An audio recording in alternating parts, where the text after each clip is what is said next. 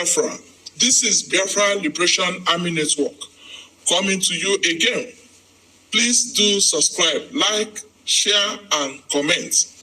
Minister of the United States of Biafra, I hereby present the United States of Biafra Constitution.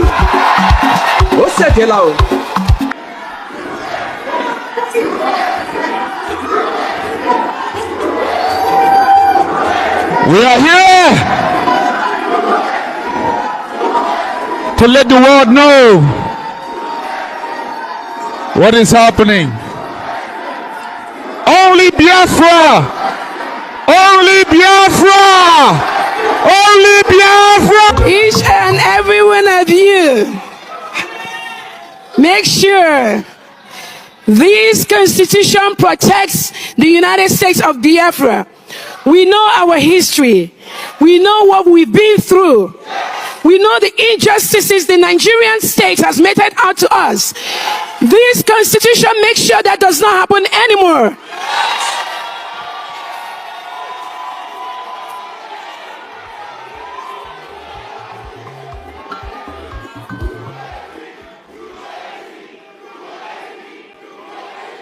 Yesterday being the first day of December and the third day of the Biafran Convention that is being held in Lahti, Finland, you know, a lot of things happened. A lot of things happened. And one of the things that happened is that Biafran Constitution was constituted, adapted as a working document for Biafra. Hey, hey. Water don't pass Gary, Oga don't run away. It don't happen. It don't happen. Anyways, I don't have anything to say. As I said earlier, on this channel, all I do is to bring you information or informations of everything that is happening in and outside Nigeria. All right. So I'm going to allow you to watch it with your kolo 2 eyes. Yes, you're going to watch it with your eyes and hear everything with your 2 ears.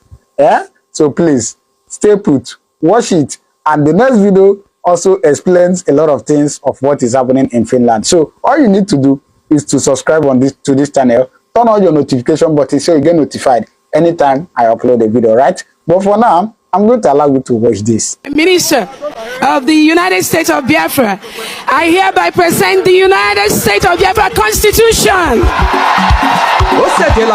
To let the world know what is happening. Only Biafra! Only Biafra! Only Biafra! We move!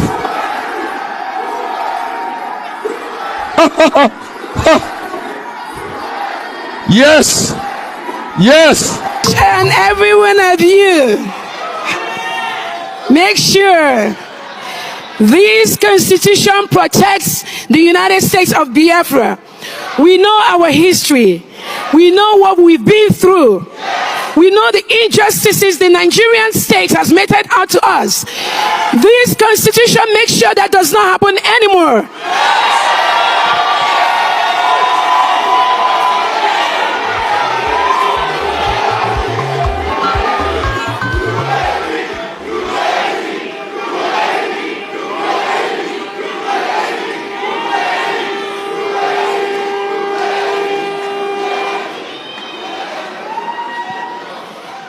We're going to encourage everyone before the conference is over to ensure you get a copy of your own constitution. Thank you so much.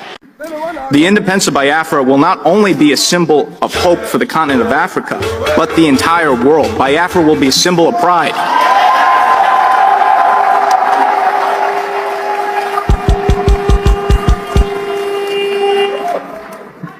In the 1960s, President John F. Kennedy and the United States government played an important role in supporting the decolonization of Africa and supporting various African independence leaders and African nationalist movements.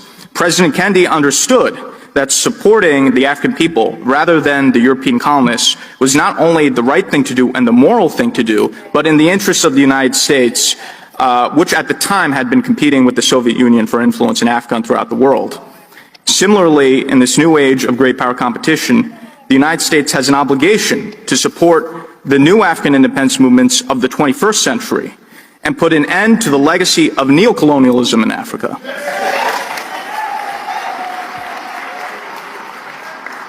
And Nigeria is one of the worst examples of neocolonialism, a failed British project.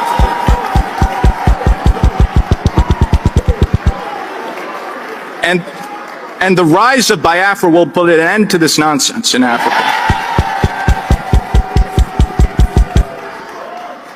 As the Biafran government lobbyist in Washington, D.C., I've taken the Biafran message, or we could even say the Biafran gospel, to the highest levels.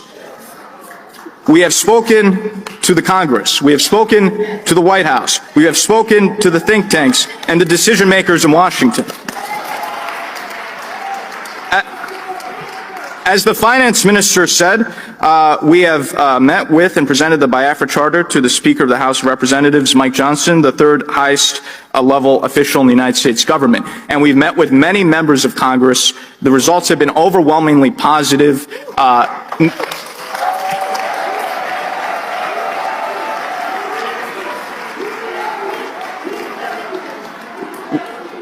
We have received overwhelming support. We've already received many commitments. Not a single member of Congress or U.S. official that I've met with have expressed any support for Nigeria. So we're on the right track, and we're in a very good position as we move into the future. At this convention, we will have speakers from the most prestigious think tanks in Washington, D.C., including the Cato Institute, the American Enterprise Institute, and In Defense of Christians.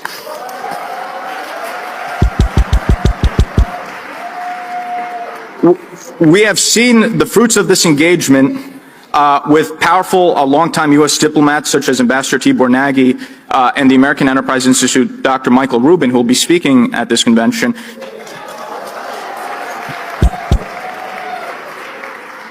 Highlighting the plight of the Prime Minister's attention, even critiquing Finland for what's happening, which is very significant.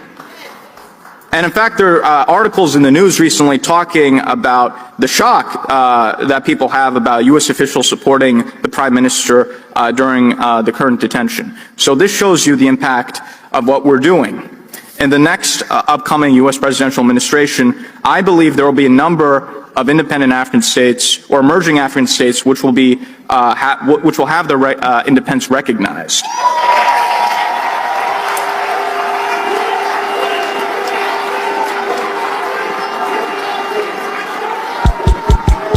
Yes. Yes. There are already many discussions. There's already talk about, for example, recognizing Somaliland as independent from Somalia in the coming Trump administration. With our work in Washington, D.C., we will guarantee Biafra's on that list of countries to be recognized.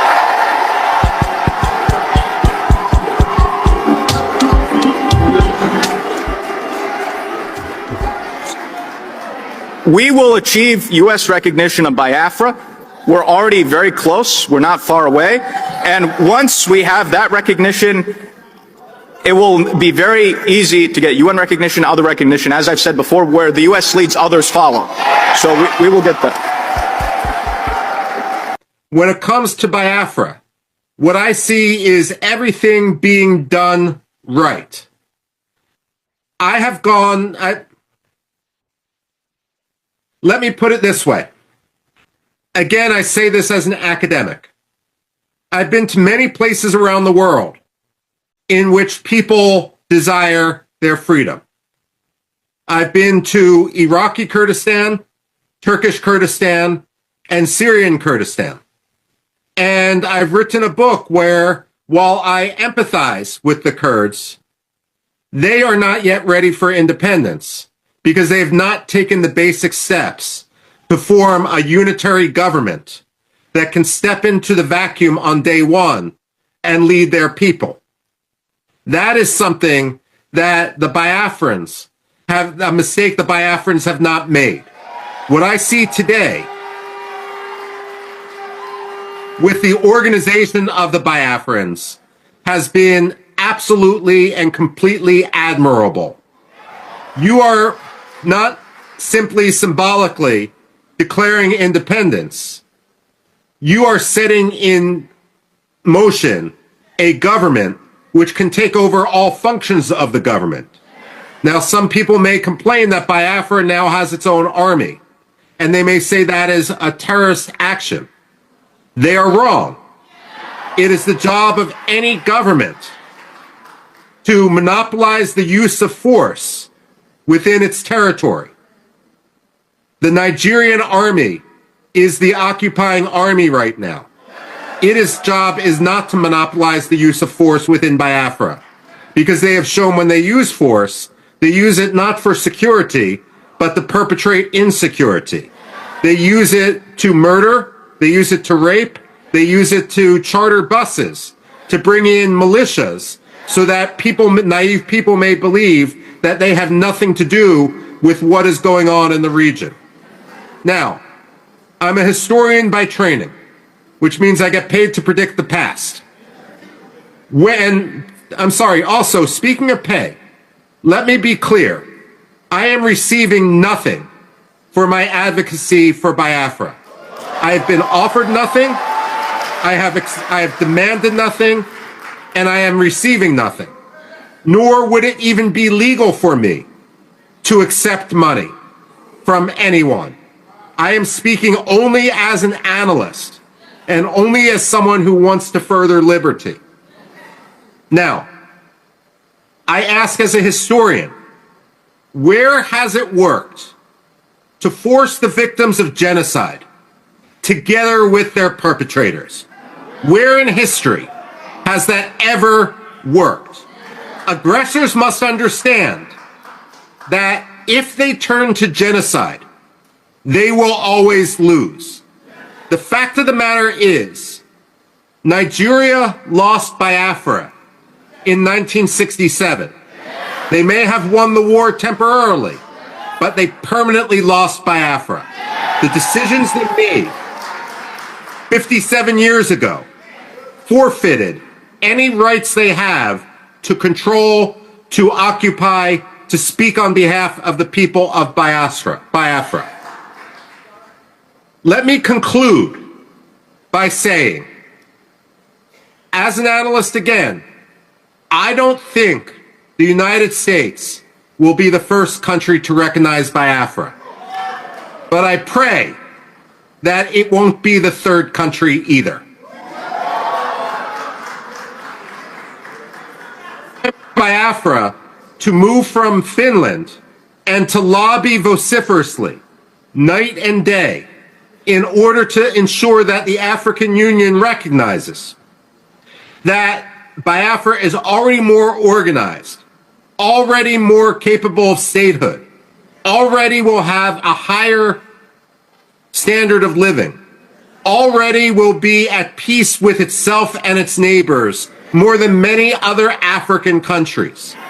And therefore, it will be a boon to Africa, a boon to the African Union, a boon to the spread of democracy in the region, an anchor for stability in the region, in an area that is increasingly unstable, especially as people come from the north in order to destabilize.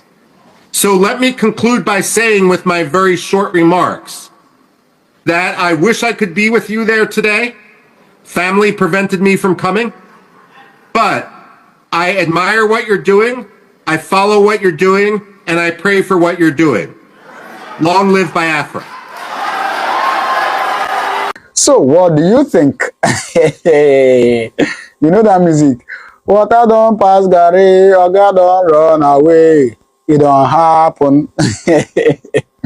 Drop your comment on the comment section, please. And do not forget to subscribe to this channel, right? Thank you and God bless you.